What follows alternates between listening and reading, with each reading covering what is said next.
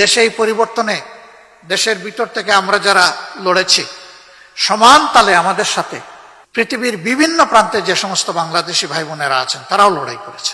কিন্তু দুর্ভাগ্যজনকভাবে তাদের বেশিরভাগই, তাদের না আছে এনআইডি, না আছে ভোটের তালিকায় নাম।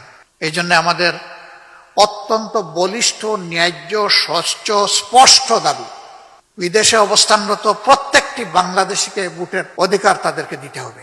এই তালিকাভুক্ত তাদেরকে অবশ্যই করতে হবে, এবং এটা খুব দুঃসহ ব্যাপার নয়।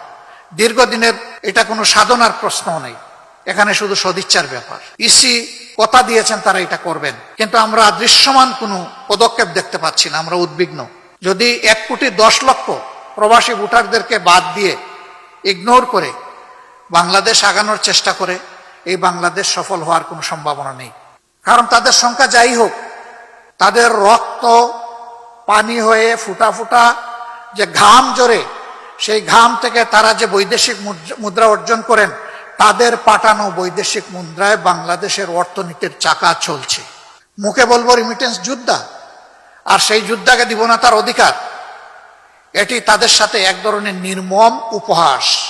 আমরা এটার পরিসমাপ্তি দেখতে চাই। আমরা দেখতে চাই তাদের ভোটের অধিকার নিশ্চিত করা হয়েছে, এবং যোদ্ধা হিসেবে আরো যা তাদের পাওনা সেটাও তাদেরকে দেওয়া হয়েছে। তাহলে বাংলাদেশের অর্থনীতি আরো নতুন একটা ডাইমেনশনে গতিতে চলে যাবে ইনশাআল্লাহ। কিন্তু যদি তাদেরকে উপেক্ষা, অগ্রাহ্য, অপমান করা হয়, তাহলে তার করুণ পরিণতির জন্য আমাদেরকে অপেক্ষা করতে হবে। আমরা এটা চাই না।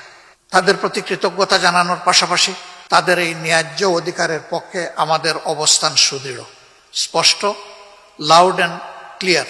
আমরা এখানে কোনো কম্প্রোমাইজের পক্ষে নাই। এটা করতেই হবে, এবং ইসি যেন দ্রুত কার্যকর পদক্ষেপ নেয় সেটা আমরা আশা করি।